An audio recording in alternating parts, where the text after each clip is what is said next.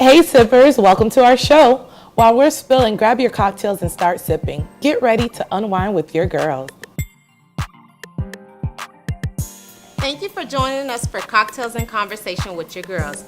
I'm your girl Shataz, and these are my beautiful co-hosts. Hey sippers, it's your girl Miss Jones to you. Hey sippers, it's your girl Primp and Proper. Hey sippers, I'm Shay Marie. We are here every Monday, Wednesday, and Friday at 8 p.m. Make sure you're following us on Facebook and Instagram at Cocktails and Conversation. And sippers, most importantly, do not forget to subscribe to our YouTube channel. Now get comfy because tonight we're discussing, is it important for a male figure to be in a child's life, whether it's their biological father or not? And also we will be discussing Tamar, I always slip up on her name, Tamar Braxton and her new man. Our drink for tonight is the Bend Over Shirley. The Bend Over Shirley is a beautiful, simply mixed drink that sweet cocktail lovers will down like no other drink. Just combine raspberry vodka, lemon lime soda, and grenadine, and bang, you have one of the crispest, most refreshing raspberry vodka cocktails out there. Okay, so let's try this.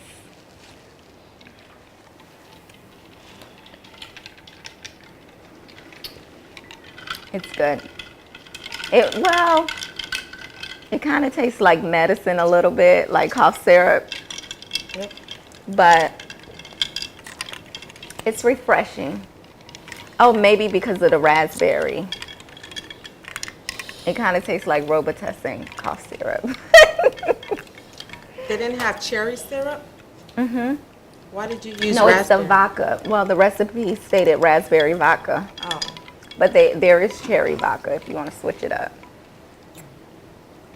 Well, my drink tastes delicious. It favors.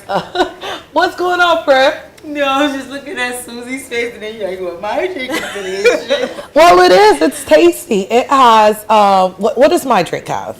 It has lemon lime. All of our drinks have lemon lime soda. Mm-hmm.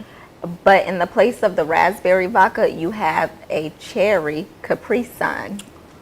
Oh, that's what my drink tastes so tasty. Mm-hmm. Lemon lime soda, is it like Sprite? It's or Sierra Mist. Oh, Sierra Mist. I like Sierra Mist. Mm-hmm. It was horrible, viewers. Oh my God, it didn't give you Shirley Temple? It gave me medicine, cough medicine. Mm-hmm. Maybe it's the vodka. It's the raspberry, yeah. I don't like it. So maybe we can either. substitute, maybe next time the sippers can substitute Cherry. cherry, or maybe they could just not get a flavored vodka, just a plain vodka. Mm-hmm. Plain vodka. I thought that's what we were going to use. Plain vodka, and then, because the grenadine, It's syrup, so it's sweet. it's sweet, so I think that should have been sufficient. And I love Sherry Temple, but this does not compare. We're gonna remake Yeah. this with cherry vodka. cherry vodka and regular vodka and see how it turns out. Okay, sippers, there's no question that a father plays an important part in a child's life. The majority of studies affirm that an involved father can play a vital role, particularly in the cognitive, behavior, and general health and well-being areas of a child's life. Having a positive male role model helps an adolescent boy develop positive gender role characteristics, and an adolescent girl are more likely to form positive opinion of men and are better able to relate to them when parented by an involved father. Unfortunately, that is not always the case in every household, which brings us to the question of the day. Is it important for a male figure to be in a child's life, whether it's biological or not? Research has proven that it is. What are your thoughts? I think it's important for kids to have male figures, even if it's not the biological father, because they need to see a balance. They need to see the female and also the male, just to they're going to be dealing with males growing up, so just to see how things are. I also don't believe that it necessarily has to be the biological father, because sometimes you can have a biological father who's not a good role model. And I know a lot of people try to always force someone who's not a good role model into their child's life just for the sake of them having a male figure. And I don't think that's a good idea. Well, I honestly don't think a male figure is necessary. It's all about having a strong mother or a strong support team, basically a mentor, counselor, just someone who is there to help that individual, excel to the next level. I mean, it's great to have a father in the household, but like you said, some people do have that in the household and there's no positive impact. Not trying to down talk my father or anything, but I grew up in a two-parent household, and my father did not have a good impact on us. Like, it was better, we were better off with just our mother because she instilled great things in us, and she was very positive. She showed us, what's right, what's wrong. She talked to us, and again, I don't think it's necessary to have a male figure in your life as long as you have positive people in your life to help uplift you. I know I went to school with a lot of people who grew up in one-parent household, and they're very successful. They're great parents, They basically look at it as, I don't want to be like my absent father. So they want to be better, and it shows. It shows through their parenting. It shows through their life. They're very successful. It's not, in my opinion, it's not necessary. As long as you have a strong mind, you know what you want out of life, and you can achieve it without a father figure. I believe that, because I was actually raised by a single mother, and I believe having a father figure role in a household is very important. I think it shows and it showcases to a child, not necessarily the biological father, but just a father, a male figure, whether it's an uncle, a brother, so on and so forth, something showing, what a man's role is or what a man's point of view is, because I think, as a young girl when I was growing up, I just didn't know what to expect with men. And it's not until I grew a very close relationship with my older brother that I just was able to say, you know what, there's this is how somebody should treat you. This is how, I know it kind of sounds a little weird, but I think it's very important, even for younger guys growing up. It's catch-22. You might meet the people who would say, you know what, I don't want to be like my absentee father, so I'm going to be a better person. Or that person can use that same situation and it hinders them. Like, they don't know how to love a person the way they need to be loved, or treat a person the way they should be treated, just because they never seen that growing up. And so many times I see that for moms, or people who are in single family homes, and they're like, and they always want to say this in front of their kids, which I don't like. They'll say stuff like, well, I don't need no man, and I don't say that in front of the kids. Even though you may feel like that, you don't want to say that, because what are you telling your daughter, or what are you telling your son? Like, this is the norm, even though it happens, but it's not the norm. You shouldn't say that you don't need, or the role is important. I really think the role is important, whether the person lives in a house, whether it's a coach on a football field. Just that male's perspective, that male figure in a child's life, I think is very detrimental. Yeah, I do agree. I don't have children yet, but I will hope that I pick someone who is a great father figure, because I feel like that is very important for you to have that male aspect in your life, whether you're a female or male, because it teaches you what is the male's role in a person's life, what a male should do, what he represents. And I honestly feel like a man should be the head of household. He should be the leader. And there are some strong women who are able to raise children, but you cannot fill that void. Every child that I have met who was raised by a single parent, and they have some kind of inkling where they want that, or they miss that, or they feel some kind of sort of resentment because they didn't have that. Yeah, it's not to say that they will be less successful sometimes. They beat the odds, but they still miss that. they still have some sort of resentment. Okay, so their whole purpose of to get over it is to become a better father or become a better mother or pick the right spouse or pick the right father of their child, because they seen that negativity in their life where they lacked in certain areas because they didn't have that father figure in their life. And for me, I just feel like, yeah, I was raised in a 2-parent household, but I don't feel like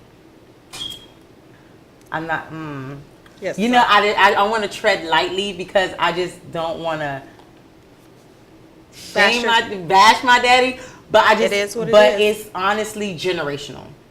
It is what it is. I don't even post blame on him because if he doesn't know any better, because that's what he experienced in his childhood, what So his the father accent- represent. Like if you just give him money or you're paying bills and you're not really active, or my dad was good up until maybe I got to middle school, then it was just like, oh, like he started to indulge in other things and I feel like another thing, it goes into, are you a good husband? Are you a good baby father? If you don't have a great relationship with the mother, it's not to say y'all could be best friends, but if you don't respect the mother, it just shows the kids another thing. So you have to be a respectful male figure as well. So you can't just have any man. It has to be a respectable one. So are you saying it's not important to have a male, since you grew up in a 2-parent household? I feel like it is important, but a positive one. A positive one. It has to be positive. Because then if it's not, it can be toxic. Because I noticed with certain things how I would date men, it was because of what I seen growing up. And I had to break that. Same with me. Yeah.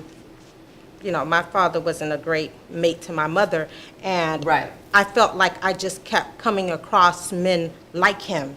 And I had to wake up one day and say, you know what? I need better. I see what my mother went through. That's not the type of man I want. You know, as we got older, you know, we started to speak up for our mother and started to speak up for ourselves and told our dad how we felt about him. And after that, he totally did a 360. Like, he became that father we needed when we were younger. But it was like, it's too late now, Dad. We're adults. Like, what are you doing? You know, I'm just going to choose a better man than you were, unfortunately. And that's the reason why, as you were answering our question today, you said something so imperative. You said, you know, women look at the father figure in their lives, and it has a domino effect, because you do start to choose people like what you've seen or what you grew up with. And it's sad because sometimes in households where you've seen where the relationship isn't toxic, it's a loving, family-oriented environment, those women usually are the first to get married. They're the first to have loving relationships. It's a beautiful thing, and you can see it because when they grew up in this, you know, happily ever after environment, so you grow up saying to yourself, this is what I want, and you kind of attract that. Yeah. You attract it. And anything less of what you see, you don't tolerate it. Yeah. Yep. So I think it's very, very, very important to have that solid father figure in your life. And it doesn't necessarily have to be biological. Tamar's got a man, y'all. Pictures of Tamar Braxton and her new boo, David, have been circulating the internet recently since she quietly revealed him to the world via her Instagram page. Since she has expressed in her recent interviews that she is happy and in love and did not expect to be in a full-fledged relationship at this time in her life, she admitted that she thought it would be rough for her to move on from her nine-year marriage to Vincent Herbert. It has been approximately a year and a half since Tamar filed for divorce from her husband, with whom she shares a son with. Do you feel like she moved on too fast? So I personally feel like if you like it, I love it. You can't tell someone when to move on, how fast to move on. I don't think there's a time period. Clearly, I don't know if he cheated on her. I believe so. He was seeing somebody else. So if she's happy, if this person makes her happy, as long as she's not moving on to fill a void, and if she's healed and she's in a healthy relationship, why not? Sometimes you could find the love of your life immediately after you leave someone that is toxic. Wasn't he abusive? Right, yeah. There were allegations of So, shooting. yeah, allegations. So there was Okay. nothing confirmed, but yeah. Honestly, I'm happy for her. It's so hard when you get out of a relationship, especially one that she's been in. She's been married for this man for 9 years. 9 years, you get out of a relationship, you never think that you're going to find love again. You know, it's hard. And I commend her for going out there and dating, because sometimes people just be stuck and like, oh, I'm getting up there in age and there's nobody that's going to be out there for me. This is a story of my life. I hear this all the time with my mom, because my mom, I'm still trying to hook up, because I told her, my mom, Up too. no, I'm serious. I told my mom, I told my mom, God didn't create you to be alone. Like, you need a counterpart. You need somebody, not necessarily, the companionship is so important. So for her to find that, I'm so happy for her. And she truly, I don't know if you guys have seen the pictures circulating, she looks like she's in love. Like, you know, when you bask in love, and she looks like it. I'm happy for her. Handsome too. Yeah, he He looked better than her ex-husband. Child. Well, I would have been happy for her if the divorce was final. Because she's still married to him, technically you're not single. So, you know, I want everybody to be happy, you know, move on. But I feel like because she moved on so fast before the divorce, that's going to cause Vince to prolong that divorce. You know, he probably doesn't want to see her happy. Most men would do whatever it takes so a woman would not be happy. An example, I know someone she gave her husband the divorce papers. It's been 20 plus years. He's still hasn't divorced her. 20 years. Over 20 years. She's still married to this man. So you when you're dealing, I think you got to be smart when in a marriage period. If you're not going to have a prenup, be smart about it. Don't move on too quick. Don't flaunt your new boo until it's final. I mean, if you're going to move on, do it in private.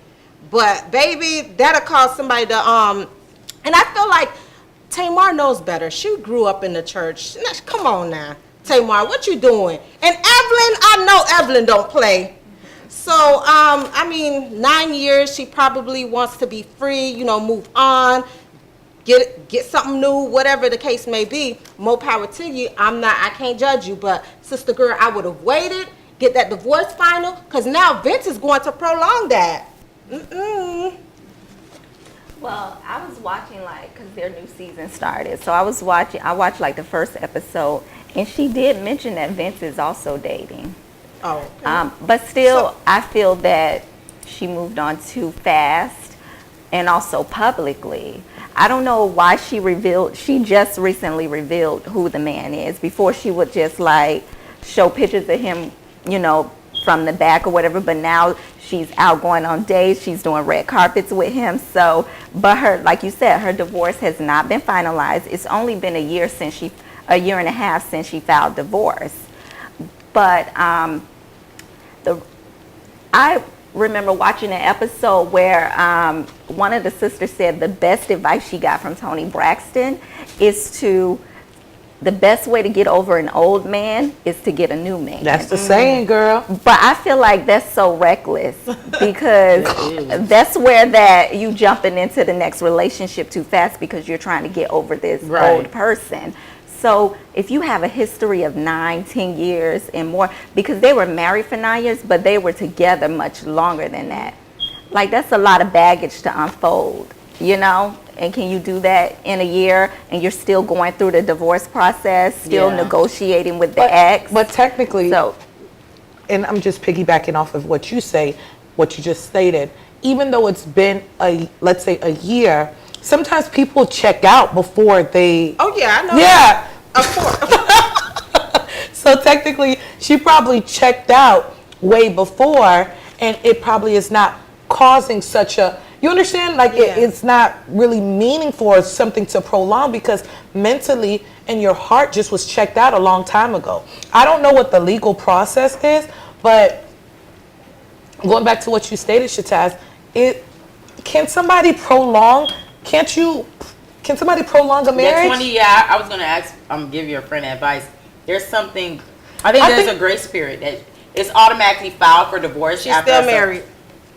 Yeah, no, but it's automatically filed if that person doesn't want to sign it. You're Sign not, it. Yeah, there's something. It's a law. She's still married. I don't That's know. crazy. Yeah, it's something you could look up because I heard of that. Well, If the person doesn't sign it, that person doesn't want to sign it, it's automatic. All you have to say is they don't want to sign it. They give them a grace period, try to send it again. Well, maybe she ain't fight for it. She's still married. Because I can't be living like that. I'm going on. I'll make sure to take care of that. But it was alleged that he did do a lot of things to her. There was cheating allegations, abuse allegations, a lot of different things. So I personally think that, you know, she probably was checked out mentally and her heart was checked out a long time ago. And then there's no timeline you put on love. You don't, you know, you can't help when you fall in love. Yeah, I do too. Because for you to publicly, it's the one thing to be go through heartbreak alone. When you go through it publicly it's a different story. Exactly. Girl, it's like going to work when your heart Let's not talk. You can't even think. No, seriously. It's the truth. Who's living through that right now? Wendy Williams. Oh, that's a great example. Yeah, that's a great. No, That's a great example. She was going through it. But sister served those papers though. But she's still wearing her ring. She is? Yes. We would love to keep the tea spilling, but unfortunately, we're running out of time. But you can keep the conversation going by leaving your comments below and on Facebook and Instagram at Cocktails and Conversations. Thank you everyone for tuning in. Don't forget to subscribe and follow us on social media. See you Monday night at 8 p.m. for Cocktails and Conversation with your girls. Good night.